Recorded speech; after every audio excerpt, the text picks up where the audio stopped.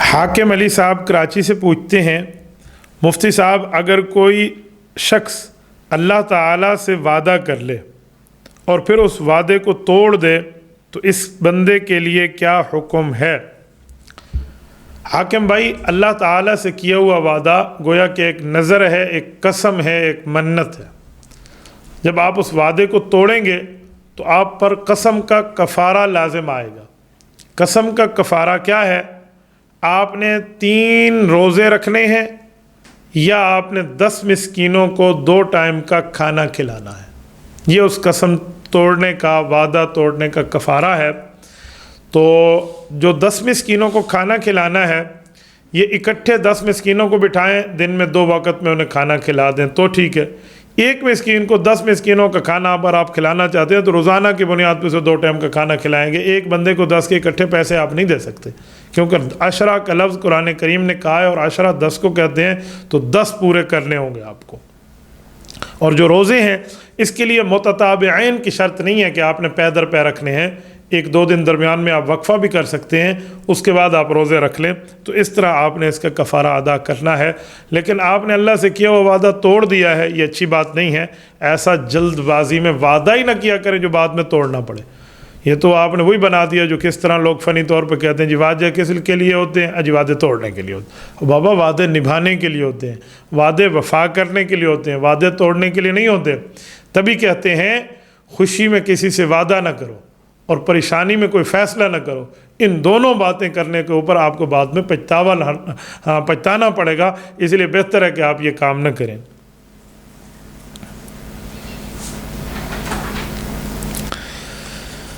ہماری ایک خاتون ہے، یہ سلام کے بعد پوچھتی ہیں، مفتی صاحب میں چکوال سے ہوں، بچیوں کو اور چھوٹے بچوں کو قرآن کریم پڑھاتی ہوں، شرعی لباس کے متعلق تفصیلی معلومات فراہم کر دیں، بڑا مسئلہ بنتا ہے، جزاکم اللہ تعالی خیراً کثیرا۔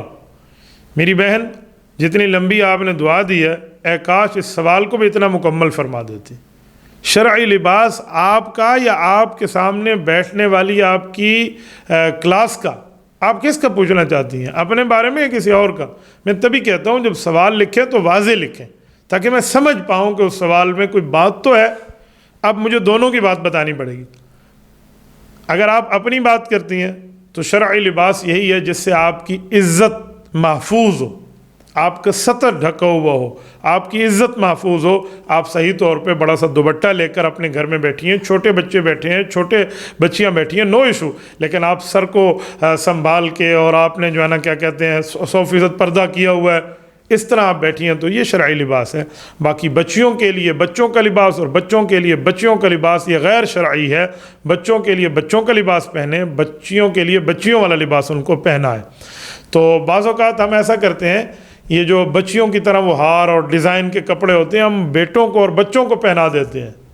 حرام نہیں ہے، یہ میں کہہ رہا ہوں حرام ہے، یہ حرام نہیں ہے لیکن مناسب بھی نہیں ہے۔ اگر آپ نے ایسا کیا تو آپ کے بیٹے پر بیٹیوں والے اثرات آئیں گے، یہ آپ ذہن میں رکھنا۔ اس لیے مردوں کو مردوں والے لباس میں رہنا چاہیے، عورتوں کو عورتوں والے لباس میں رہنا چاہیے۔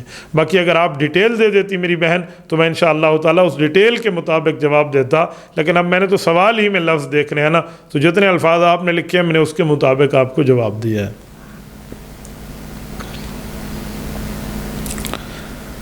انعام اللہ صاحب حب چوکی سے، ضلع لسبیلا، وہاں سے پوچھتے ہیں، مفتی صاحب بیٹا یہ ضلع لسبیلا نہیں ہے، غالباً یہ کراچی ہے، اللہ جانے۔ انعام اللہ صاحب، چاندی کی انگوٹھی میں اللہ اور محمد صلی اللہ علیہ وآلہ وسلم کا نام نامی لکھا ہو تو اس کو پہننا کیسا ہے؟ دیکھیں، انگوٹھی فی نفسی ہی پہننا جائز ہے مرد کے لیے، لیکن چاندی کی انگوٹھی ہو 4 ماشے سے کم میں پہنے، زیادہ نہ پہنے۔ ہاں نگینے کا جو وزن ہے وہ اس کے علاوہ ہو، لیکن چاندی اتنی ہو، چاندی 4 ماشے سے زیادہ نہ ہو، اس کے اندر بعض علماء نے تو 3.5 ماشے کہہ دیا ہے۔ اور اس کے نگینے پر آپ اللہ کا نام لکھوا دیں، رسول اللہ صلی اللہ علیہ وسلم کا نام لکھوا دیں، کوئی ایشو نہیں ہے، لیکن پھر اس کا خیال کرنا ہوگا آپ کو۔ آپ وہ کھلا ہوا نام خدا اور نام مصطفیٰ واش روم میں لے کر پھر آپ نہیں جائیں گے۔ یہ آپ نے ذہن میں رکھنا، بس برکت کے لیے پہنی، باقی آپ کو جیب میں رکھنا ہوگا۔ تو بہت سے ایسے معاملات ہیں جس میں آپ کو خیال کرنا ہوگا، لیکن بہتر ہے کہ آپ انگوٹھی نہ ہی پہنیں تو اچھا ہے، صحیح ہے۔ اللہ آپ کو خوش و خرم رکھے۔ رسالت مآب علیہ الصلوۃ والسلام نے جو انگوٹھی مبارک زیبتاً فرمائیے پہنی ہے، اس میں حضور پاک کی اسٹیمپ ہوتی تھی، مہر مبارک ہوتی تھی، آپ علیہ السلام بائی اسٹیمپ پہنتے تھے، ٹھیک ہے۔ تو آج کل اسٹیمپ کی اور ترتیبیں آ گئی ہیں، مہر اور طرح سے بن جاتی ہے، تو اس لیے انگوٹھی پہننا آپ یہ سمجھیں کہ میری سنت بن گئی، ایسا کچھ بھی نہیں ہے، بس ایک مباح ہے آپ کے لیے، آپ اس بنیاد پہ آپ پہن سکتے ہیں، اس کو سنت موقدہ آپ نہیں کہہ سکتے۔ دانیال ملک صاحب ہیں، لاہور سے پوچھتے ہیں، مفتی صاحب ہمیں سیدنا امیر معاویہ رضی اللہ تعالیٰ عنہ کے بارے میں بتا دیں، ہم ان کے بارے میں کیا عقیدہ رکھیں؟ دانیال ملک، اللہ آپ کو خوش و خرم رکھے، پیغمبر کریم علیہ التحیۃ والتسلیم کے صحابی ہیں، رسالت مآب علیہ الصلوۃ والسلام کے کاتب الوحی ہیں، حضور پاک کی صحابیہ کے بیٹے ہیں، حضور پاک کے صحابی کے بیٹے ہیں، ان کی والدہ بھی صحابیہ، ان کے والد بھی صحابی، اور ان کے چچا بھی صحابی، یہ خود بھی صحابی، اور اسی طرح یہ ان کی بہن بھی صحابیہ، یہ حضور پاک علیہ الصلوۃ والسلام کی بیوی ام حبیبہ سیدہ رملہ رضی اللہ تعالی عنہ رسول اللہ کی بیوی، اور یہ رسول اللہ صلی اللہ علیہ وسلم کے برادر نسبتی، حضور پاک علیہ الصلوۃ والسلام کی اولاد کے ماموں، اور نبی پاک کی بیوی مؤمنین کی ماں، تو ماں کا بھائی مؤمنین کا ماموں، خال المؤمنین، پوری امت مسلمہ کے لیے، امت مؤمنہ کے لیے، امت محمدیہ صلی اللہ علیہ وآلہ وسلم کے لیے حضرت معاویہ رضی اللہ تعالیٰ اپنی والدہ کے بھائی کی حیثیت رکھتے ہیں،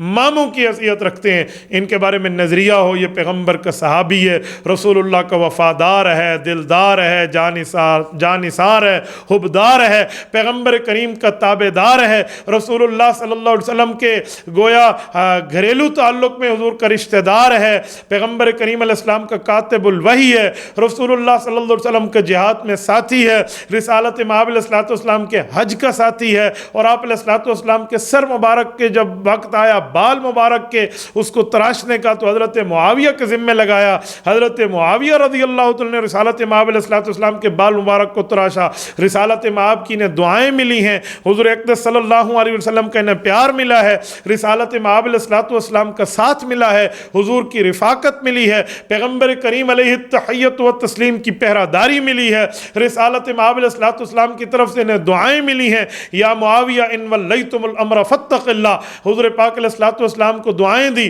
اے معاویہ اللہ تعالیٰ آپ کو یہ رتبہ دے گا، یہ رتبہ دے گا۔ حضرت معاویہ سے اللہ کے رسول نے بعض اوقات مشورہ کیا ہے، ادعوا معاویہ فإنہ قوی امین، حضرت معاویہ کو بلاؤ، حضرت معاویہ رضی اللہ عنہ میں مشورہ دیں گے، وہ امین بھی ہیں، وہ قوی بھی ہیں، بہت اچھا مشورہ بھی دے سکتے ہیں۔ حضرت معاویہ بن ابی سفیان رضی اللہ تعالیٰ عنہ کو رسالت مآب علیہ الصلوۃ والسلام نے اپنے خطوط لکھوانے کے لیے مقرر کیا تھا، انہوں نے احادیث پاک لکھی ہیں، قرآن کی آیات لکھی ہے، وحی خداوندی لکھی ہے، اللہ کے رسول کے رازدار ہیں، صاحب و سر رسول اللہ، کہ عام بندے سے بندہ خط نہیں لکھواتا، خط لکھوانے کا کتنا اعتماد چاہیے، میں کسی کو کہہ دوں یہ میسج کر دو، کسی کو کہہ دوں میری طرف سے یہ بات فلاں تک پہنچا دو، اس کا مطلب ہے میں اس سے محبت کرتا ہوں، اعتبار کرتا ہوں، میرا تعلق ہے، میری یگانگت ہے، میرا پیار ہے اس سے، تبھی میں اس کو اس بات میں اپنے ساتھ شریک کر رہا ہوں۔ حضور اقدس صلی اللہ علیہ وسلم نے ان کو ساتھ شریک کیا ہے، رسالت مآب علیہ الصلوۃ والسلام نے ان کو رازدار بنایا ہے، ان سے رسالت مآب علیہ الصلوۃ والسلام نے بہت بڑا کام لیا ہے،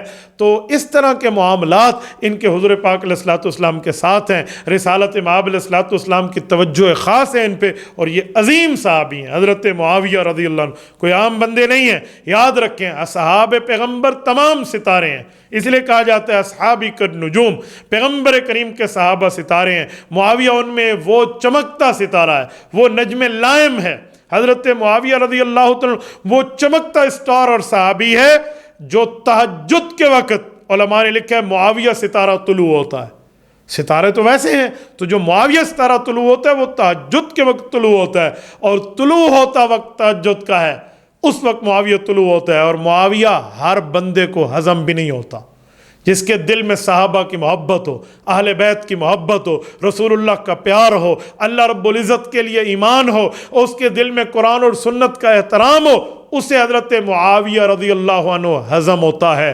آج کے دور میں کئی 2 نمبرے موجود ہیں جن کو حضرت معاویہ ہضم نہیں ہوتا، ان کا چہرہ بتاتا ہے کہ بغض معاویہ کا مبتلا مریض بغض معاویہ ہے، اور یہ لا علاج مرض ہے۔ ہاں میں نے دیکھا ہے، وہ جو 4 ٹانگوں والا ہے وہ اس وقت عجیب قسم کی آوازیں نکالتا ہے جس وقت معاویہ ستارہ طلوع ہوتا ہے، سارا دن اس کی آواز کچھ اور ہوتی ہے۔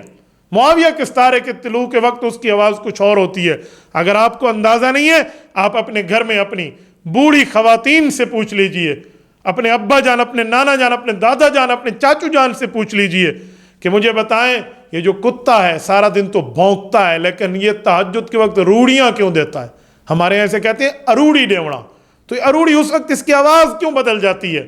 تو علماء تو فرماتے ہیں کہ اس وقت معاویہ ستارہ طلوع ہوتا ہے، تو یہ اس کو تو نصیب نہیں ہے، باقی ایسا معاملہ نہیں ہے۔ اور مسلمانوں میں، مؤمنین میں، مؤمنات میں، مسلمات میں حضرت معاویہ سے پیار ہے، محبت ہے، تعلق ہے۔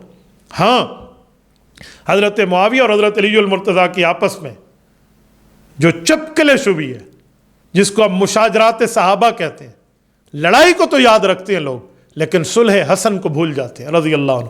حضرت حسن رضی اللہ عنہ کو اللہ کے رسول صلی اللہ علیہ وسلم اپنی گود میں بٹھایا، صحیح بخاری میں حدیث ہے، اور ان کے سر مبارک پہ اللہ کے رسول صلی اللہ علیہ وسلم شفقت کا ہاتھ رکھا، فالتفت الی الناس مرہ والی الحسن رضی اللہ تعالی عنہ۔ حضور پاک صحابہ کو دیکھتے اور حضرت حسن کو دیکھتے اور فرمایا ان ابنی ھذا سید ولعل اللہ ان یصلح بہ بین فئتین عظیمتین من المسلمین۔ فرمایا میرا بیٹا حسن سردار ہے، سید ہے، ایک وقت آئے گا 2 مسلمان بڑے بڑے گروہوں میں اللہ تعالیٰ اس کو صلح کروائے گا اس کے ذریعے۔ حضرت حسن نے حضرت معاویہ اور حضرت علی المرتضیٰ رضی اللہ تعالی عنہم ان لشکروں کے درمیان صلح کروائی تھی۔ امام حسن نے صلح کی، کبھی جنگ نہیں ہوئی دوبارہ حضرت معاویہ کی طرف سے۔ حضرت حسن حضرت حسین کے معاملات میں پوری زندگی پرامن، محبت، تعلق، پیار، عقیدت، یگانگت رہی، بالکل کسی قسم کی لڑائی نہیں۔ تو حضرت معاویہ کے بارے میں اب یہ نظریہ رکھیں، میں اس پہ کہتا ہوں حضرت حسن تیرے چہرے پہ نوری جمال ہے، تو نے کیا امیر معاویہ سے صلح، یہ تیری کمال ہے۔ ہم اہل سنت والجماعت کرتے ہیں تیری تائید، تو نبی کا نواسہ علی کا لال ہے۔ جس دن سے تو نے صلح کی پھر جنگ نہیں ہوئی، تیری صلح بحال ہے، حسن تو علی کا لال ہے۔ اسی لیے آپ اس کو اس پیرائے میں دیکھیں۔ اور حضرت معاویہ رضی اللہ عنہ کے لیے آپ نے عقیدہ اور نظریہ رکھنا ہے، اٹھائیے صحیح بخاری، رسالت مآب علیہ الصلوۃ والسلام، حضرت ام حرام بنت ملحان رضی اللہ تعالی عنہا کے گھر میں آرام فرماتے ہیں۔ حضور پاک اٹھے، آپ علیہ السلام مسکرا رہے ہیں، فرمایا یا رسول اللہ ما اضحک، آپ کو کس چیز نے مسکرایا؟ آپ ہمیشہ مسکراتے رہیں، آپ کے چہرے پہ خوشیاں موجود ہوں، آپ کیسے مسکرا رہے ہیں؟ وجہ تو فرما دیں۔ حضور پاک علیہ السلام نے فرمایا ام حرام، میں نے دیکھا میری امت کے کچھ اچھے لوگ سمندروں میں بادشاہوں کی مسیریوں کی طرح ٹیک لگا کے تختوں پر بیٹھ کے جہادی سفر فرما رہے ہیں۔ فرمایا یا رسول اللہ میرے لیے دعا کریں، میں بھی ان خوش قسمت لوگوں میں ہو جاؤں۔ حضور پاک نے دعا کر دی، ٹھیک ہو گیا، اور اس لشکر کو جنتی فرمایا۔ اس لشکر کی کمانڈ حضرت معاویہ بن ابی سفیان نے کی ہے۔ اول جیش من امتی یغزون البحر فقد اوجبوا، او کما قال علیہ السلام، فرمایا میری امت کا وہ پہلا لشکر جو سمندر پہ جہاد کرے گا، اللہ تعالیٰ نے اس پہ جنت واجب کر دی ہے۔ اے ظالموں، اے غلیظ نسل کے غلیظ کیڑوں، حیا کریں حضرت معاویہ پہ زبان درازی کرتے وقت۔ یہ پیغمبر کریم نے کہیں ان کو لشکر عظیم سے تعبیر فرمایا، کہیں نے جنت کی خوشخبری دی ہے۔ رسالت مآب انہیں جنتی فرماتے ہیں، تم احادیث پاک پہ تبرہ کرتے ہوئے ان کو نعوذ باللہ کہتے ہوئے جہنم کی طرف بلانے والے حضرت معاویہ تھے۔ اے لعنتیو، ایسی کام اور ایسی بات چھوڑ دو۔ یقین مانے یہاں پہ پہنچتا ہوں نا، میرے بعض اوقات جذبات اس طرح ہو جاتے ہیں کہ میں ان بندوں کو گھر سے جانتا ہوں، ان کے معاملات کیا ہیں۔ حضرت معاویہ پہ تبرہ بازی کرنے، اور جی فلاں فلاں اے فلاں، یہ بھی صحیح بخاری ہے، حدیث پاک ہے، حضور پاک نے جنت واجب ہونے کی خوشخبری فرمائی ہے، اور حضرت معاویہ بن ابی سفیان رضی اللہ تعالیٰ کی بات ہے۔ آپ کو یہ حدیث پاک نظر نہیں آتی؟ عجیب دنیا ہے، عجیب معاشرہ ہے، ہر بندہ اٹھ بیٹھے، پا نہ پڑی تے ملا بڑھ کھڑی، جس کو 2 جملے پتہ نہیں بو لگ جائے ان کو شریعت کی، وہ بھونکنا شروع کر دیتے حضرت معاویہ بن ابی سفیان پہ۔ میں بہت حیران ہوں، میں یقین مانیے ان مبغضین سے جو باہر ملک میں ہیں، یا ان مبغضین سے جو یہاں جہلم تک موجود ہیں، ان سب کو اس معاملے میں تحت قدم رکھتا ہوں۔ میں جانتا ہوں ان کو، ان کے بوس کو جانتا ہوں، انٹرنیٹ پر ان کی بکواسیات کو جانتا ہوں، ان کے معاملات ہمارے علم میں ہیں۔ تبھی ہم سے ہمارا طبقہ اور ہمارے دوست یہ جو سوال کر رہے ہیں یہ حضرت معاویہ کے بارے میں ہم نظریہ کیا رکھیں۔ حضرت معاویہ پیغمبر علیہ الصلوۃ والسلام کے صحابی ہیں، ان کے متعلق یہ بات یہ دانیال ملک صاحب لاہور سے پوچھ رہے ہیں۔ نوجوانوں اپنے قدموں پہ دلائل کی دنیا میں کھڑے ہو جاؤ، یہ بھی صحیح بخاری کی روایات ہے۔ پیغمبر کریم نے ان پہ جنت واجب ہونے کی خوشخبری فرمائی ہے۔ کوئی حضرت معاویہ پہ بھونکنے لگے، باقی دلائل بعد میں انہیں کہو پیغمبر کریم نے ان کو جنتی فرمایا۔ تم بتاؤ حضرت معاویہ پیغمبر کریم کے فرمانے سے جنتی ہیں، تمہارے باپ دادا مل کے بھی کوشش کر لیں حضرت معاویہ رضی اللہ عنہ کو اس ٹائٹل سے نہیں جدا کر سکتے۔ باقی بغض کا علاج کوئی نہیں ہے، بغض میں جو مرتا ہے مرتا رہے۔ میں ایک ہی پیغام دے کر حضرت معاویہ کی اس بات کو پورا کروں گا، کوئی لاکھ روٹھے ہزار بگڑے، غضب میں آئے یا تل ملائے، کسی کے کہنے پہ حق کا پیغام کب رکا تھا جو اب رکے گا۔ اے امیر شام، تیری جاہ و منزلت کی قسم، تیرے نام کا ڈنکا بجا کے چھوڑیں گے۔ تیرے نام سے جو جلتے ہیں ملحد و زندیق، ان کو اللہ کے عذاب سے ڈرا کے چھوڑیں گے۔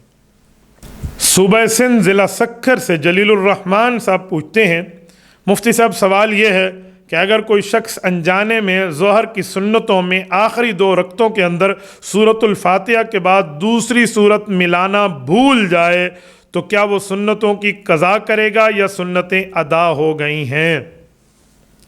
بھائی سنت کی 4 رکعتیں ہیں، تو آپ نے اس سنت کی تیسری اور چوتھی رکعت میں بھی سورۃ الفاتحہ کے بعد سورتیں ملانی ہیں، اور اگر آپ نے چھوڑ دی ہیں تو آپ سجدہ سہو کریں گے، اور آپ نے سجدہ سہو نہیں کیا، آپ کو فی الوقت اس وقت یاد بھی آ گیا ہے تو آپ اس کی سنتوں کی قضا کریں گے، دوبارہ پڑھیں گے۔ لیکن ہو سکتا ہے یہ سوال آپ آج کا پوچھ رہے ہو یا 1 دن پہلے کا پوچھ رہے ہو، جب وقت ہی گزر جائے، جب دن ہی تبدیل ہو جائے، اب سنت کی کیا قضا ہے؟ اب تو صرف توبہ ہے، استغفار ہے، معافی ہے، اللہ تعالیٰ سے ڈرنا ہے، اور کچھ بھی نہیں ہے۔ اب تو آپ کے سر سے وقت نکل گیا، اسی لیے بہتر تھا کہ آپ کو پہلے علم ہوتا، لیکن علم نہیں تھا تو بس توبہ استغفار کر لیں، اور آئندہ کے لیے ان معاملات کے اندر آپ سمجھ کے آگے چلیں۔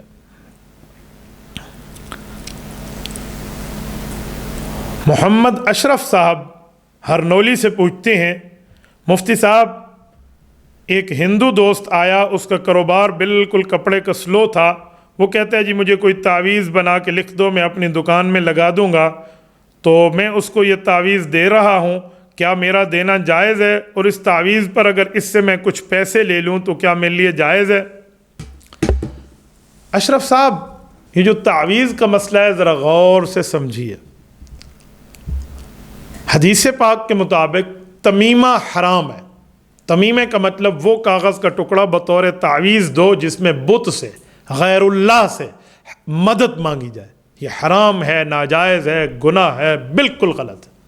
لیکن اگر کوئی تعویذ لکھتا ہے قرآن کریم، حدیث پاک، اللہ رسول کی بات، اور اس کا تجربہ ہے کہ یہ لکھنے سے اپنے پاس رکھ لوں گا، دکان میں رکھ لوں گا، آیت لکھ کر، حدیث لکھ کر، قرآن کریم لکھ کر، اللہ کا نام لکھ کر تو برکات ہوں گی، تو اس طرح کی تعویذ کا تجربے کی بنیاد پہ جائز ہونا آتا ہے۔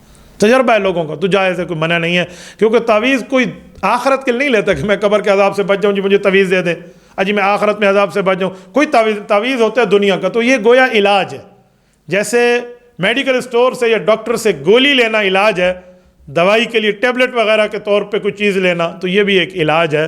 تو اس علاج کے اوپر آپ بقدر ضرورت جتنا آپ کا بنے، کوئی ظلم نہیں، آپ کچھ اجرت لینا چاہیں تو آپ لے سکتے ہیں۔ میں ویسے آپ کو وہ نہیں پابند نہیں کر رہا، آپ لینا چاہیں جائز ہونے کی حد تک آپ لے سکتے ہیں، ظالم ہونے کی حد تک آپ نہ لیں، ورنہ لوگ ہمیں آ کر بتاتے ہیں کہ ایک بندے نے کہا جی میں آپ کو ایک ٹکڑا لکھ کے دے رہا ہوں، انشاءاللہ تعالیٰ آپ کا کاروبار بڑھ جائے گا اور آپ 10 اونٹ مجھے دے دیں۔ میں نے کہا جب کاروبار بڑھے گا تو وہ بیچارہ 1 اونٹ نہیں دینے کے چکر میں ہے، تو اس طرح اسے کہہ رہا ہے، تو اس طرح نہ کریں، باقی اس حد تک دینا جائز ہے۔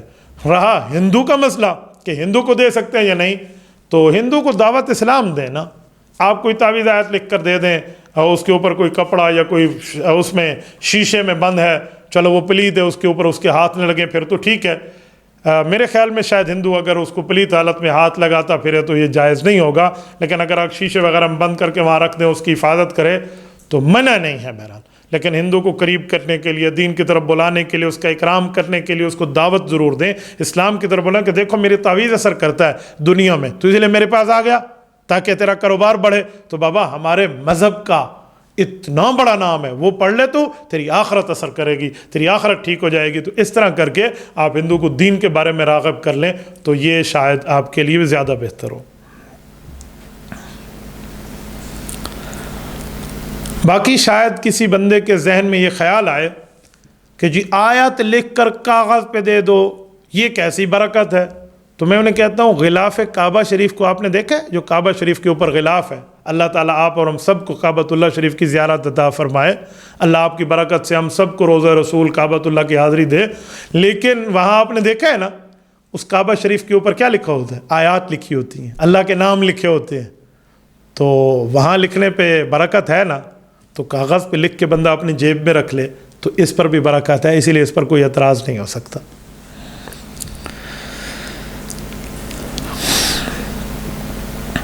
یہ انعام اللہ صاحب ہب چوکی سے پوچھ رہے ہیں، اگر کوئی بندہ دکان کھولے تو تجارت میں اپنے لیے کتنے فیصد منافع یعنی اپنا پروفٹ رکھ سکتا ہے؟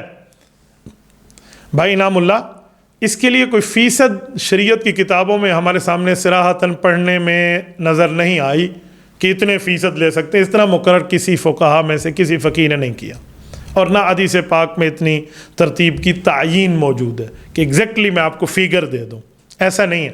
ہاں یہ ہے کہ تاجر آدمی کو چاہیے اپنی تجارت اللہ کی رضا کے لیے کرے، حلال کے کمانے کے لیے کرے، اپنے بچوں کو حلال کھلانے کے لیے کرے، اور اتنا منافع رکھے جس کو ظلماً منافع نہیں کہتے، ظالم نہ بنے۔ وہ ظالم نہ بنے والا منافع کیسے ہوگا؟ عام طور پہ جو ریٹ چل رہا ہو بازار کا ریٹ، اس حساب کے حوالے سے لے کر چلے تو یہ زیادہ اس کے لیے بہتر ہے۔ اتنا زیادہ منافع نہ لے کہ اس آدمی کو پتہ نہیں ہے چلو آج اس کی تو جیب میں کاٹ لوں، اس سے اتنا دے دوں، کسی کو اتنا دے دوں، یوں نہ کرے۔ یوں کرے گا تو اس کی برکات اٹھنا شروع ہو جائیں گی۔ شیخ الفیض صاحب پوچھتے ہیں، مفتی صاحب بیوی کے شر سے بچنے کے لیے کیا کریں؟ بیوی زندگی کی مشکلات میں ہمارا ساتھ نہیں دیتی۔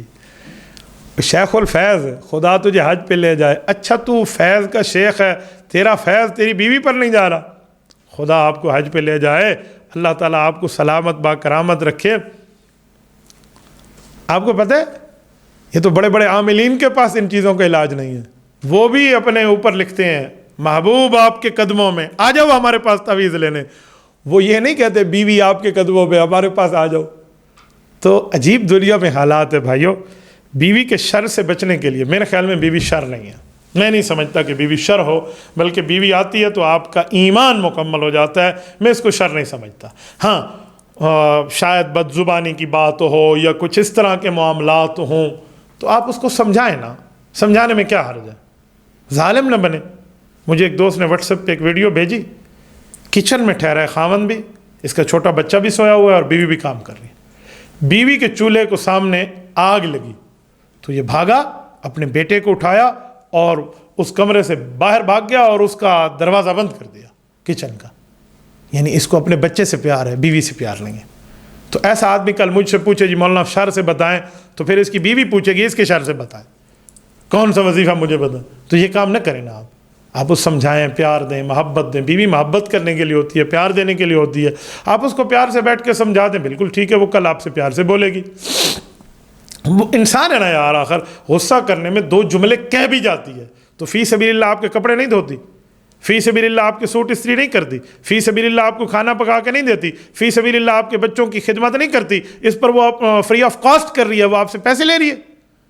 حدیث پاک میں ہے جب بیوی پر تمہیں کوئی غصہ آئے اور اس کی بری بات تمہیں تکلیف دے کہ یہ اس میں بری عادت ہے، تو اس کی اچھی عادتیں بھی یاد کر لو کہ اس میں یہ بھی اچھائی ہے، یہ بھی اچھائی ہے، یہ بھی اچھائی ہے، انشاءاللہ تعالی معاملہ ٹھیک ہو جائے گا۔ تو ایسا آپ نہ کریں، بلکہ پیار سے سمجھائیں، انشاءاللہ تعالی معاملہ ٹھیک ہو جائے گا۔ جو وظیفہ آپ نے مانگا ہے، میرے پاس اس وظیفے کا کوئی علاج نہیں ہے، جو علاج تھا وہ میں نے آپ کی خدمت میں کہہ دیا ہے۔ اللہ پاک آپ کو اور ہمیں صراط مستقیم بھی عطا فرمائے۔ حافظ محمد سجاد معاویہ صاحب میرن ضلع ڈیرہ اسماعیل خان سے پوچھتے ہیں، حضرت مفتی صاحب، اذان میں حی علی الصلاۃ حی علی الفلاح کے وقت منہ کتنا پھیرنا چاہیے، اور اگر کوئی بندہ اسپیکر پہ اذان دیتے وقت منہ نہ پھیرے تو اس بارے میں فرمائیں اس کی اذان ہوگی یا نہیں، رہنمائی فرما دیں۔ بھائی سجاد معاویہ صاحب، مسئلہ تو یہ ہے کہ دونوں طرف منہ پھیرنا یہ مسنون ہے، سنت سے ثابت ہے۔ آپ علیہ الصلوۃ والسلام کے سامنے صحابہ کرام نے اذانیں دی ہیں، دائیں بھی پھیرا ہے مکمل ایسے پورا منہ پھیرا ہے، ٹھیک ہو گیا، سائڈ نہیں پھیری، اور بائیں بھی پھیرا ہے الصلاۃ الفلاح کے وقت۔ اس کی کئی وجہ ہیں، ایک وجہ تو یہ بس سنت ہے، آپ عمل کر لیں۔ بعض علماء کرام فرماتے ہیں اس کی وجہ یہ ہے کہ دور تک ذرا اس طرف بھی اذان کی آواز میں یہ لفظ چلا جائے کہ نماز کے لیے آؤ، کامیابی کے لیے آؤ، اسی لیے منہ پھیرا جاتا ہے، اسی لیے کانوں میں انگلیاں بھی ڈالی جاتی ہیں۔ مسئلہ تو یہ ہے، ایسے ہی کرنا چاہیے۔ اور اگر کوئی نہ پھیرے تو اس بارے میں مسئلہ نہیں بتا رہا، یہ ذرا ذہن میں رکھ لیں۔ بعض لوگ سمجھتے ہیں کہ اس پر میں اپنا مسئلہ بتا رہا ہوں، بابا میں اپنی رائے دے رہا ہوں، اس پر علماء کرام کو خدمت میں بھی میں نے کئی بار رائے پیش کی ہے، یہ میری رائے ہے، فتویٰ نہیں ہے، کہ اذان اگر آپ اسپیکر پہ دے رہے ہیں نا، تو اسپیکر پہ اذان دیتے وقت آپ منہ نہ پھیریں، یا پھیریں تو تھوڑا سا پھیریں، سنت پہ بھی عمل ہو جائے، کیونکہ سنت میں وجہ یہ تھی کہ دور تک آواز جائے۔ اسپیکر آپ کے سامنے ہے، آج کل اسپیکر اتنے اچھے تو نہیں ہیں جیسے کعبہ شریف میں ہے کہ آپ منہ پھیر بھی لیں تب بھی آواز جا رہی ہو۔ آپ حی علی الصلاۃ کے لیے منہ پھیر دیں تو آواز آپ کی صرف مسجد کے حال تک رہے گی، آگے لوگوں تک تو جائے گی بھی نہیں، جو مقصود تھا اس کا مقصد تو اصل فوت ہو گیا۔ تو اس لیے آپ تھوڑا سا اگر منہ پھیرنا چاہیں تو آپ پھیر لیں تاکہ سنت ادا ہو جائے، ورنہ منہ اسی اسپیکر پہ رکھیں تاکہ دور تک آواز جائے۔ یہ جو کانوں میں انگلیاں ڈالتے ہیں اس کی وجہ بھی یہی ہے کہ دوسرے کی آواز سنائی بندے کو نہ دے تاکہ اس کی آواز مزید بلند ہو، یا بیچارہ کوئی بہرا آدمی جا رہا ہو، جو بہرا ہو بالکل، کیا کہتے ہیں، اس کے کان کام نہیں کرتے، تو اس آدمی کو یہ جب نظر آئے گا کہ یہ بندہ کانوں میں انگلیاں دے کر کچھ کہہ رہا ہے تو پھر وہ بھی سمجھے گا کہ اذان دے رہا ہے، تو وہ بھی نماز کے لیے آ جائے گا۔ تو اس لیے کانوں میں انگلیاں رکھتے ہیں، یہ بہتر ہے۔ لیکن اگر آپ کسی خالی کمرے میں ہیں، وہاں آپ کو کوئی نہیں دیکھ رہا، آپ نے کہا کہ میں کانوں سے انگلیاں ہٹا کر بھی اذان دیتا ہوں، تو اذان آپ کی ہو جائے گی فی نفس ہی، یہ نہیں ہے کہ آپ کی اذان کے ثواب میں کوئی کمی ہو جائے گی۔ اللہ تعالیٰ آپ کو خوش و خرم رکھے، سلامت با کرامت رکھے۔ محمد شافع حسینی پور معروف میو یو پی انڈیا سے پوچھتے ہیں، مفتی صاحب میرا سوال یہ ہے کہ قبرستان میں مردے کے پاس کتاب لے جا کر پڑھ سکتے ہیں یا نہیں؟ بھائی محمد شافع حسینی صاحب، آپ کون سی کتاب مردے کے پاس لے جا کر پڑھنے کے سوال کر رہے ہیں؟ کتاب سے مراد کیا ہے؟ آپ نے کوئی معاشرتی علوم پاک اسٹڈی یا اپنی انڈیا کی اسٹڈی جا کر آپ نے وہاں سنانی ہے؟ خدا آپ کو حج پہ لے جائے، کیسی بات آپ فرما رہے ہیں؟ یہ کتاب سے مراد کتاب اللہ ہے، قرآن کریم ہے، احادیث پاک ہے، یہ بات ہے۔ تو بھائیو، قرآن کریم آپ کہیں سے بھی پڑھیں، ایصال ثواب اس تک پہنچ جائے گا۔ اس کے لیے آپ کو کتاب اٹھا کر وہاں پہنچنا قرآن شریف کی ضروری تو نہیں ہے۔ ہاں، اگر آپ کو وہاں پہنچ کے اور آپ نے قرآن کریم سورہ یاسین یا کچھ اور پڑھنا چاہا ہے، آپ کے دل نے کہا ہے اور آپ کو نہیں یاد، تو علماء کہتے ہیں بنسبت قرآن کریم لے جانے سے آپ یہاں سے پڑھ لیں، موبائل میں قرآن کریم ڈاؤن لوڈ کر لیں، موبائل میں قرآن کریم رکھیں اور اس سے آپ اپنے پاس رکھ لیں۔ پھر آپ کا سوال وہی آ جائے گا کہ میری موبائل میں تو گانے موجود ہوتے ہیں، لوگ کہتے ہیں ہمارے موبائل میں غیر محرم کی تصویریں ہوتی ہیں، تو بابا انہیں ڈیلیٹ کر دو، قرآن کریم رکھ لو سامنے، کوئی نہیں مسئلہ۔ تو اس لیے یہاں سے پڑھ لیں آپ۔ تو بہرحال اگر نہ بھی لے جائیں تو پھر بھی آپ کا ایصال ثواب آپ جہاں سے پڑھیں گے ان تک ضرور پہنچ جائے گا۔ یہ جناب عمر فاروق صاحب ہیں کراچی سے، یہ پوچھتے ہیں کہ میں نے کسی عالم دین کا بیان سنا، وہ فرما رہے تھے 12 ربیع الاول کو حضور پاک علیہ السلام کی پیدائش نہیں ہوئی، بلکہ اس دن حضور پاک علیہ السلام دنیا سے رخصت ہوئے ہیں۔ وہ کہہ رہے تھے کہ صحیح حدیث سے ثابت ہے آپ علیہ الصلوۃ والسلام کی پیدائش 6 ربیع الاول میں ہوئی ہے، پیر کے دن ہوئی ہے، ساری امت مانتی ہے۔ مفتی صاحب اس بارے میں رہنمائی فرمائیں۔ بھائی عمر فاروق، ہمارے ذہن، ہمارے مطالعے، ہماری تعلیم کے مطابق یہ بات درست نہیں ہے۔ رسالت مآب علیہ الصلوۃ والسلام کی 6 ربیع الاول کو پیدائش ہوئی ہے اور 12 ربیع الاول کی معاملات میں ایسا نہیں ہے، قول مختلف موجود ہے، 12 ربیع الاول پیدائش کا قول بھی موجود ہے، 9 ربیع الاول پیدائش کا قول بھی موجود ہے، 8 ربیع الاول کچھ علماء نے پیدائش کا قول لکھا ہے، اور 12 ربیع الاول وفات کا قول بھی لکھا ہے کسی نے، بعض اوقات 18 کا اقوال بھی ہیں، مختلف اقوال ہیں۔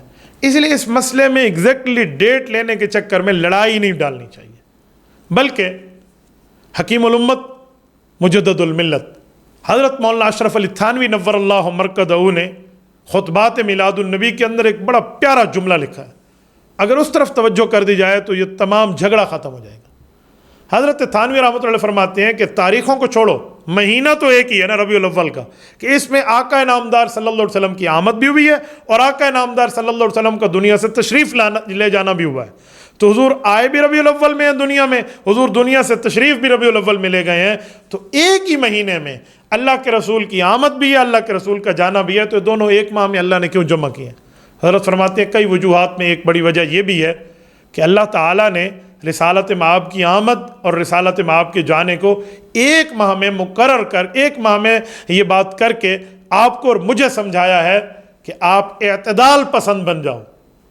اتنی خوشی نہیں کہ تمہیں وفات بھول جائے، اتنی وفات کی غم میں گھلنا نہیں کہ تمہیں پیدائش بھول جائے۔ فرمایا اس لیے اعتدال میں رہو، آقا نامدار صلی اللہ علیہ وسلم کی آمد پر خوش رہو کہ حضور پاک علیہ الصلوۃ والسلام کیوں تشریف لائے ہیں، مقصد آمد مصطفیٰ کیا ہے، مقصد میلاد مصطفیٰ کیا ہے، رسالت مآب دنیا میں کیوں آئے ہیں، تاکہ بندوں کو کفر و شرک کے اندھیرے سے نکال کے اسلام اور سنت کی روشنی میں لے کر آئیں۔ اس عمل کے ساتھ آپ رسالت مآب علیہ الصلوۃ والسلام کی عقیدت کو بیان کرو تو یہ زیادہ بہتر ہو جائے گا۔ ایک بندہ اس خوشی میں آگے نہ جائے، ایک بندہ اس غمی میں آگے نہ جائے۔ خیر الامور اوسطها، درمیانی راستہ بہتر ہے، تو اس کو چوز کرنا چاہیے۔ ملک محمد حمزہ پوچھتے ہیں، استاد جی میں اسٹوڈنٹ ہوں، دین سیکھنا چاہتا ہوں مگر مدرسہ جانے کا وقت نہیں ہے، کیسے دین سیکھ سکتا ہوں اور خود دین پڑھ سکتا ہوں، تو کیسے ذرا رہنمائی فرمائیں۔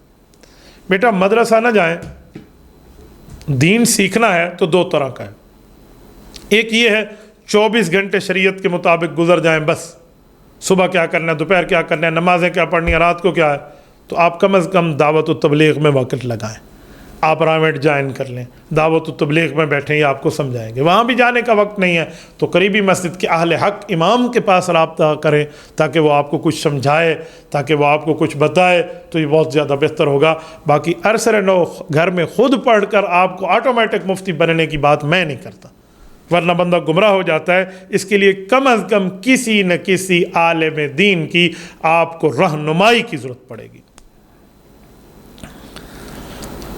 محمد عارف صاحب پشاور سے پوچھتے ہیں، مفتی صاحب کیا خاتون تراویح کی امامت کرا سکتی ہے جس خاتون نے حفظ کیا ہوا ہے اور وہ حافظہ ہے؟ بھائی محمد عارف ماشاءاللہ بہت بہتر، ایک بچی نے قرآن کریم کو حفظ کیا ہے، خاتون نے حفظ کیا ہے، اس کو سلام پیش ہے، خراج عقیدت پیش ہے، لیکن وہ تراویح کی امامت کرے، اس کے پیچھے خواتین ٹھہریں، چھوٹے بچے ٹھہریں، یہ شریعت اجازت نہیں دیتی۔ عورت نہ نبی بن سکتی ہے نہ امام بن سکتی ہے، عورت نبی بھی جن سکتی ہے، امام بھی جن سکتی ہے، لیکن اس وقت حضور پاک علیہ السلام آخری نبی ہیں، یعنی نبی جن سکتی ہے، نبی بن نہیں سکتی۔ امام جن سکتی ہے، امام کی ماں ہو سکتی ہے، خود امام نہیں بن سکتی، چاہے عورتوں کی امامت کیوں نہ کر رہی ہو۔ ہاں حافظہ ہے، اس نے اپنے حفظ کو ریوائز کرنا ہے، مضبوط کرنا ہے، دہرانا ہے، گردان کرنی ہے، تو اس کے لیے نوافل میں پڑھے، سنتوں میں پڑھے، وتر میں پڑھے، ٹھیک ہو گیا؟ نہیں تو پھر کم از کم ایک خاتون اور ساتھ ٹھہرائے اور روزانہ کی بنیاد پہ منزل اپنے نوافل کی پڑھ لے، بس رمضان مبارک میں وہ اس کا دہرا لے۔ اس کے لیے جماعت کا اہتمام نہ ہو، اس کے لیے صفیں لگیں پوری ترتیب، وہ آ جاؤ بھائی فلاں جگہ عورتوں کو نماز پڑھائی جا رہی ہے، ایسا شریعت اسلامیہ میں، اہل بیت میں، صحابہ کرام میں، دین اسلام میں کہیں بھی ثبوت نہیں ملتا میں اس کی اجازت دے پاؤں۔ بدر شاہ صاحب راول پنڈی سے پوچھتے ہیں، مولانا صاحب لکڑی کے پھٹے پر نماز پڑھنا کیسا ہے؟ لکڑی کے پھٹے سے کیا مراد؟ لکڑی کا پھٹا تو کوئی نہیں، اچھا میرے خیال میں تخت پوش مراد ہے۔ ہاں ایک بڑا سا وہ بنا کر نا تخت پوش بنایا جاتا ہے، جیسے بزرگوں کے لیے گھر میں ہوتا ہے، تو تخت پوش پہ نماز پڑھنا جائز ہے، اس کے اوپر نماز پڑھنا کوئی منع نہیں ہے، آپ تخت پوش پہ نماز پڑھ سکتے ہیں۔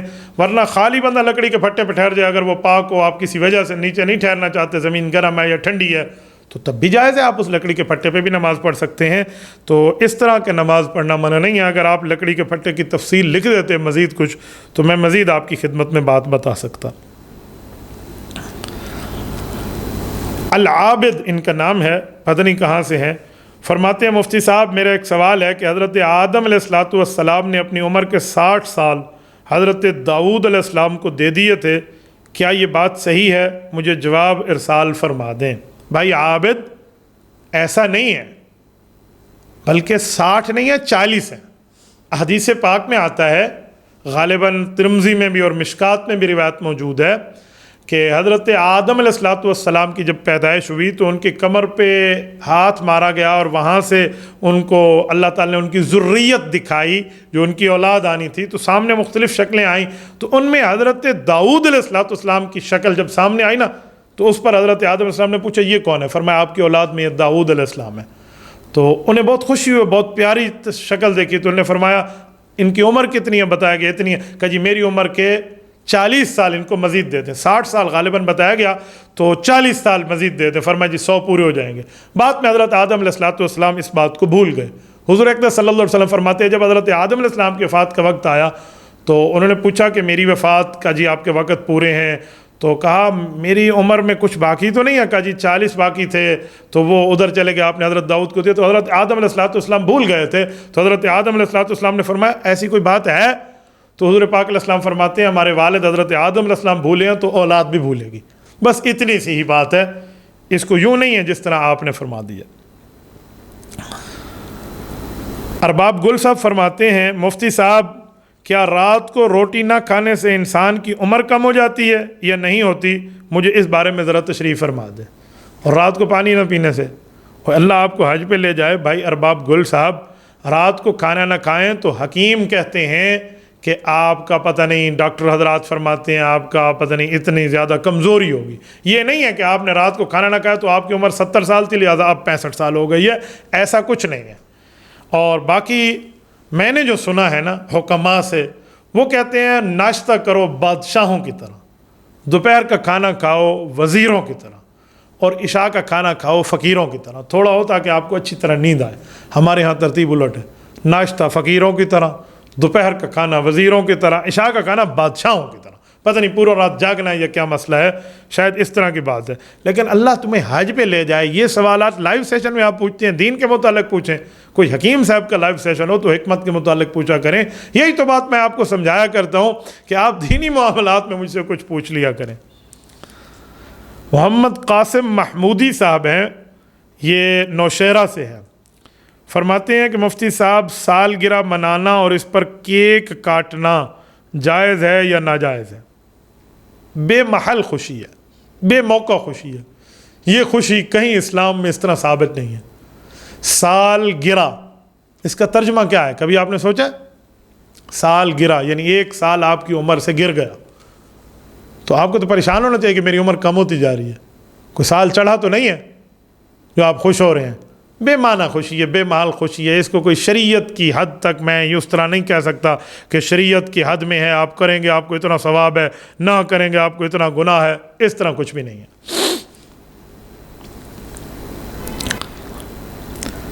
محمد صدیق صاحب پوچھتے ہیں السلام علیکم مفتی صاحب، اپنا رنگ گورا کرنے کے لیے کریمیں لگانا یا رنگ گورا کرنے کے انجیکشن لگوانا کیسا ہے؟ خیر ہے، اللہ آپ کو سلامت رکھے۔ رنگ گورا کرنے کے لیے میرے خیال میں کریمیں تو سنی تھی، انجیکشن میں نے نہیں سنا۔ آج کل شاید انجیکشن آ گیا ہو، تو بہرحال فی نفس ہی کوئی منع نہیں ہے، کریم بھی آپ لگا سکتے ہیں، نو ایشو، اچھی بات ہے۔ اپنے آپ کو بندہ خوبصورت کرے تو خوبصورتی اللہ کو بھی پسند ہے، اور اس کے لیے انجیکشن ہو تو ڈاکٹر حضرات سے مشورہ کر لیں گے، اس سے رنگ آپ کا اچھا رہے گا، صحت آپ کی اچھی رہے گی، تو کوئی مسئلہ نہیں ہے، انشاءاللہ تعالیٰ ٹھیک ہو جائے گا۔ لیکن یہ بھی دیکھیں کہ وہ رنگ ہمیشہ اس پہ گورا رہتا ہے یا ہر 10 دن بعد ایک انجیکشن ٹھکوانا پڑتا ہے۔ یہ نہ ہو کہ آپ رنگ گورا کر کے انجیکشن لگوا لیں، اور بہت اچھا رنگ گورا کرنے کے لیے انجیکشن لگوا لیں اور اس کے بعد رشتہ بھیج دیں، اور اگلے آپ کو اس لیے پسند کر لیں ماشاءاللہ چٹا بگا بھورا ہے، اور اس کے 10 دن بعد آپ کا سارا اصل چیز سامنے آ جائے، اب تو مرد ہے نا، وہ وہاں تو تھا کہ دلہن نے میک اپ دھویا اور دلہا رویا، تو اب یہاں الٹ ہو جائے کہ وہ دلہن بیچاری پریشان ہو جائے، اے پتہ نہیں میرا خاوند ہے یا نہیں، کوئی اور تو نہیں. تو اس طرح کچھ نہ ہو، دھوکہ دینے کے زمرے میں آتا ہے. ہاں اگر مستقل طور پہ ایسا ہے تو پھر آپ اس ترتیب کو سامنے دیکھ لیا کریں، ورنہ عجیب دنیا ہے، عجیب لوگ غلط اس پہ کوئی کمنٹ کرتا ہے. کوئی کیا کہتے ہیں رنگ کے چکر میں، کچھ لوگ کہتے ہیں جی وزن بتائیں عورتوں کا تو اتنا ہے، میک اپ کر کے دیکھیں تو وزن اتنا بڑھ گیا ہے. پتہ نہیں، میں تو ایک بندے سے عجیب بات سن رہا تھا کہ جی اسرائیل علیہ السلام نے صبح ان کو دیکھا، اپنی ٹیم کو کہا جی اس کی روح نکالنی ہے، اور رات کو اس کا میک اپ اتر گیا. جب وہ فرشتے آئے تو کہتے ہیں کس کی قبر، کس کی میت پہ آ گیا. ایسا کچھ نہیں ہے بھائی، شریعت میں ایسا نہیں ہے. شریعت میں اس کی پوری ترتیب لے کر آتے ہیں، تو آپ ان چکروں میں نہ پڑ جائیں. باقی فی نفس ہی کوئی منع بھی نہیں ہے اور حرمت کے معاملات نہیں، لیکن ڈاکٹر سے پوچھ لیں کہیں سائیڈ ایفیکٹ نہ ہو جائے، کہیں آپ کے معاملات اور خراب نہ ہو جائے. عام طور پہ یہاں لوگوں کے اس طرح معاملات خراب ہو جاتے ہیں. محمد زاہد صاحب ڈیرہ اسماعیل خان سے پوچھتے ہیں، مفتی صاحب آج کل شادیوں پہ یہ رواج چل رہا ہے کہ جب دولہے والے بارات لینے آتے ہیں تو دولہے سے زبردستی پیسے لے لیے جاتے ہیں، اور پھر ان پیسوں سے بعد میں دعوت کا بڑے زور و شور سے اہتمام کیا جاتا ہے. جو احبا اور دوست اس پیسہ کھینچنے کے چکر میں ہوتے ہیں تو وہ لے لیتے ہیں اور بعد میں دعوت کرتے ہیں تو کھاتے ہیں. یہ سب اس میں شریک ہوتے ہیں. ایسی دعوت میں پہنچنا، پیسے لینا اور پھر دعوت کھانا جائز ہے یا نہیں ہے؟ پکا ٹھکا غلط ہے. آپ کسی سے بغیر اس کے دل کی خوشی سے پیسے لے کر آپ دعوت کھا رہے ہیں، حرام کھا رہے ہیں. حدیث پاک میں ہے کسی کا مال کھاؤ تو اس کی دل کی خوشی سے، اس کے دل کی رضا سے، تب آپ کے لیے جائز ہے، ورنہ جائز نہیں ہے. تو عجیب دنیا ہے، لوگوں نے یہاں عجیب ترتیبیں رکھی ہوئی ہیں. مجھے اتنی بھی کارگزاریاں آئی ہیں کہ دلہے سے انہوں نے پیسے لینے تھے، جی ہم نے اتنے 1000 روپے لینے ہیں، اور وہ بیچارہ اتنے دینے کی پوزیشن میں نہیں تھا، تو اس نے باقاعدہ جعلی نوٹ منگوائے، نقلی نوٹ جیب پہ رکھے تھے جو عام طور پہ اصلی لگیں، وہاں جا کر دے دیے. دیکھو غلط کا بدلہ غلط ہو گیا نا. تو اب وہ جعلی نوٹ جتنے آگے جائیں گے، اگر کسی نے نہ دیکھا تو وہ سارا گناہ اس دلہے کے سر بھی جائے گا اور ان لوگوں کے سر بھی جائے گا. کوئی جوتا چھپائی ہے، کوئی کیا معاملہ ہے، کوئی کیا. یہ شریعت کی چیزیں نہیں ہیں. شریعت میں 6 چیزوں کی شادی ہے. 2 فرض ہیں، 1 واجب ہے، 3 سنت ہیں. ایجاب و قبول فرض ہے، آفر اور ایکسیپٹ، اور اس کے بعد 2 مسلمان کم از کم گواہ شرط ہے. یہ فرائض ہیں، اس کے بغیر شادی نہیں ہوتی. 1 واجب ہے حق مہر دینا. حق کے مہر کے بغیر شادی تو ہو جاتی ہے لیکن دینا ضروری پڑتا ہے، اس لیے تسمیہ کرنا چاہیے، طے کرنا چاہیے. 1 واجب ہے. 3 چیزیں ہو گئی، 3 سنتیں. خطبہ نکاح پڑھنا سنت ہے. سامنے کھجوریں پڑی ہوں تو پیارے پیارے طریقے سے آرام سے لوگوں کو اوپر بکھیر دیں تو یہ ہے. اور اس کے بعد دعوت ولیمہ سنت ہے جس میں غربا کو ہی بلایا جائے. تو یہ چیز ہے. 7ویں چیز تو نہیں ہے مایوں ہے، مینڈی ہے، مہندی ہے، آگا ہے، پتہ نہیں جوتی چھپائی ہے، چپل چھپائی ہے، پیسے نکلوانے ہیں، لیلا شیلا کومڑا، یہ پتہ نہیں عجیب آپ نے ترتیبیں رکھی ہوئی ہیں. خون کے اوپر سے چل کے جانا ہے، یہ کوئی شریعت کو ثبوت نہیں ہے. اور اس طرح کرنا، اس کی دعوت کرنا اور اس کو کھانا بھی جائز نہیں ہے. اس طرح کے کوئی کھانے میں اگر آپ کو بلاتا ہے تب بھی جائز نہیں ہے. ورنہ میں نے ایک جگہ دیکھا، ہمارے پنجاب کا ایک کلپ مجھے کسی نے واٹس ایپ کیا، تو انہوں نے کہا جی ہمیں آپ نے پیسے دینے ہیں. دولہے کو پکڑ لیا. انہوں نے کہا جی کتنا؟ انہوں نے کہا 50,000.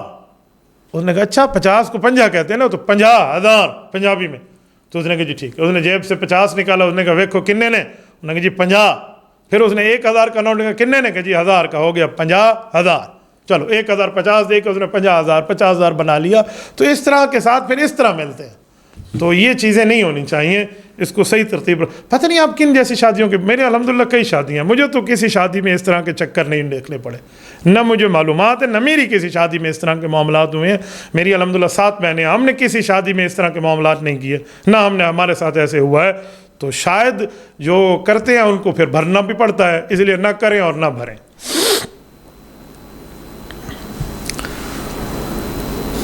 دوست محمد صاحب یہ بھی ڈیرہ اسماعیل خان سے پوچھتے ہیں کہ دوران نماز اگر کوئی بندہ ایسا آ جائے جس نے پیاز کھائے ہوئے ہوں اور اس کی منہ سے بدبو آ رہی ہو، ساتھ کھڑا ہوا آدمی بہت برا محسوس کر رہا ہو، اس کی طبیعت بوجھل ہو رہی ہو اور اس سے برداشت نہ ہو رہا ہو، تو کیا ایسا آدمی اپنے منہ پر کوئی رومال یا کپڑا وغیرہ رکھ سکتا ہے یا نماز توڑ کے پچھلی صف میں چلا جائے؟ رہنمائی فرمائیں.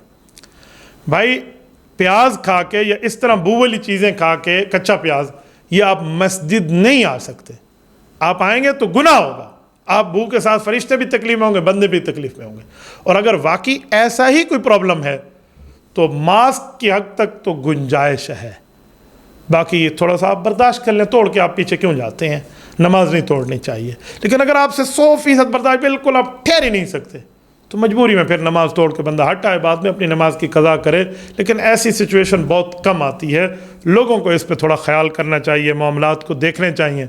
بعض اوقات میں نے دیکھا ہے مسجد میں اے سی چل رہا ہوتا ہے، یا مسجد میں ہیٹر آج کل یہ جو انویلٹر ہیں یہ جو چل رہے ہوتے ہیں، تو یہ جو فضا ہوتی ہے پورے کمرے میں وہ ان کی گردش کر رہی ہوتی ہے. یہ آئے اور انہوں نے جوتیاں اتاری اور اس کے بعد ماشاءاللہ جو جرابیں ہیں نا، کمال ہے یار اس جرابوں کی، اس کی سمیل پوری مسجد میں گھوم گئی. تو اس لیے بہتر ہے کہ آپ اپنی جرابیں بھی اتار دیں. کچھ ایسی چیزیں ہوتی ہیں نا، یقین مانے اس سے شیطان بھی شاید پناہ مانگ جاتا ہو، اتنی عجیب سمیل ہوتی ہے. میں کل ایک بات پڑھ رہا تھا، مجھے ایک دوست نے شاید واٹس ایپ پہ بھیجا، ہاں وہ کہہ رہے تھے کہ ایک باپ تھا وہ ہر وقت اپنے بچوں کو ٹنڈے ہی کھلاتا تھا، ٹنڈے کھاؤ ٹنڈے کھاؤ ٹنڈے کھاؤ. بچے تنگ آ گئے کہ ابا ٹنڈے کے علاوہ بھی دنیا میں کوئی سبزی ہے تو وہ کھلا لے. نہیں پتر یہ کھو سے کھا، وہ ٹنڈے کھلا رہا تھا. تو ایک دن بچے آ کر سامنے بیٹھے اور بچے نے یوں کھانا شروع کیا. اب باپ اس پر روب جھاڑ رہا ہے، بسم اللہ نہیں پڑھتے. اب اس نے پڑھی تو تھی، آہستہ پڑھی تھی، لیکن باپ کو چھیڑنے کے لیے جواب دینے کا کیوں بسم اللہ پڑھوں. باپ نے کہا تو بسم اللہ نہیں پڑھے گا تیرے ساتھ شیطان کھائے گا. اس نے کہا ابا مجھ سے قسم اٹھوا لے، شیطان بھی ٹنڈے کھا کھا کے تھک گیا ہوگا، وہ نہیں کھائے گا آج. لیکن بات تو ٹھیک تھی کہ وہاں سے برکت اٹھ جاتی ہے. تو عجیب دنیا میں معاملہ ہو جاتا ہے. تو یہاں اس طرح کی چیزیں آج کل جو شروع ہو جاتی ہیں نا، تو اس معاملات سے، اس طرح بو کی ترتیبوں سے بچنا چاہیے تاکہ اس میں کہیں دوسرے دوستوں کو تکلیف نہ ہو. یہ ایک دوست پوچھتے ہیں مفتی صاحب نیا سال شروع ہو رہا ہے تو نیا سال منانا، ہیپی نیو ایئر اور ان کی مبارکبادیں دینا یہ کیسا ہے؟ یہ ذہن میں رکھ لیں کہ نیا سال منانا اور ہیپی نیو ایئر کی تقاریب میں جانا یہ ہماری روایت نہیں ہے. یہ مغرب اور مشرق کے معاملات کا فرق ہے. یہ مغربی انگریزوں سے متاثر لوگوں کی روایات ہے. باقی سال کے شروع میں آپ مبارکباد دے دیں، قرآن حدیث سے یہ کہیں ثابت نہیں ہے، لیکن منع بھی نہیں ہے. آپ دعا دے دیں اللہ آپ کے اس سال کو مبارک فرما دے. وہ اسلامی سال شروع ہو رہا ہو محرم سے، یا وہ شمسی سال شروع ہو رہا ہو قمری یا شمسی جنوری سے شمسی سال، اس کی مبارکبادی آپ دے سکتے ہیں. تو محرم میں بھی دے سکتے ہیں کہ اللہ آپ کو یہ سال آپ کے اوپر مبارک فرمائے. تو وہاں اسلامی سال شروع ہو رہا ہے جس کو ہم قمری سال کہتے ہیں، یہ شمسی سال ہے. بعض لوگ اسے بھی اسلامی کہتے ہیں، لیکن کچھ لوگ کہتے ہیں نہیں یہ فلاں کے بنے ہوئے ہیں. بہرحال تو جنوری میں بھی آپ مبارکبادی اس طرح دینا چاہیں کہ دعا تو ٹھیک ہے، لیکن ہمارے علماء کی ترتیب ہے کہ اس میں پہل نہ کی جائے. کوئی آدمی آپ کو مبارکبادی کہے تو آپ کہیں جی ٹھیک ہے اللہ آپ کو مبارک کرے، جواب میں بندہ کہہ لے، کیونکہ یہ قرآن حدیث میں کہیں بھی نہیں ہے. ہاں یہ تو ہے نیا مہینے کا چاند طلوع ہوا، آپ علیہ السلام نے دیکھا تو دعائیں کی ہیں، اللہم علینا بالیمن والایمان والسلامۃ والاسلام ربی وربک اللہ. اس طرح مختلف الفاظ اور بھی ہیں. تو یہ دعا تو مہینے کے چاند پہ تو ثابت ہے جو آپ علیہ السلام نے کی، لیکن اس کو سال کی بنیاد پر یہ حدیث پاک میں ملتا نہیں ہے. تبھی میں نے اس کو جائز کہا ہے، اس کو منع بھی نہیں کہا اور کار ثواب اور نیکی بھی نہیں کہا، کیونکہ جس کا پروف اور ثبوت نہ ملے ہم اس کو کس بنیاد پر یہ سوال کر رہے ہیں. یہ عبداللہ عرفان صاحب ہیں ڈیرہ اسماعیل خان سے. یہ پوچھتے ہیں مفتی صاحب آج کل کچھ لوگ آئے ہوئے ہیں کمپنی والے کہ کنگھی سے ٹوٹے ہوئے بال جو ہیں یہ ہمیں دے دیں، ہم اس کو 2,000 روپے کلو کے حساب سے لیں گے. شرعی طور پہ یہ کنگھی والے جو بال ہیں ٹوٹے ہوئے یا کنگھی میں پھنسے ہوئے، تو ان کو بیچنا، ان کی خرید و فروخت کیسے ہے؟ بھائی عبداللہ عرفان صاحب یہ بات آپ ذہن میں رکھیں کہ جو شریعت چیزوں کو بیچنے اور خریدنے کی بات کرتی ہے تو اس میں انسانی اعضاء کی خرید و فروخت کی بات شریعت نہیں کرتی. یہ انسانی بال ہے، کسی عالم دین اور فقیہ ملت نے انسانی بال بیچنے کی اور اس کے خریدنے کی اجازت نہیں تھی، تو اس کو آپ بیچ نہیں سکتے. ہاں کسی بزرگ، کسی اللہ والے کی بال مبارک ہو، اس کو بطور ہدیہ آپ اپنے پاس رکھ سکتے ہیں. جیسے رسالت مآب علیہ الصلوۃ والسلام کی زلف مبارک کو، منہ مبارک کو آج تک عقیدت اور احترام سے رکھا جا رہا ہے. حضرت معاویہ رضی اللہ عنہ، حضرت خالد بن ولید رضی اللہ تعالیٰ عنہ، ان سب نے اپنے پاس عقیدت اور احترام سے رکھا ہے، لیکن بیچا تو نہیں ہے نا. تو عام بال بھی نہیں بیچا جا سکتا.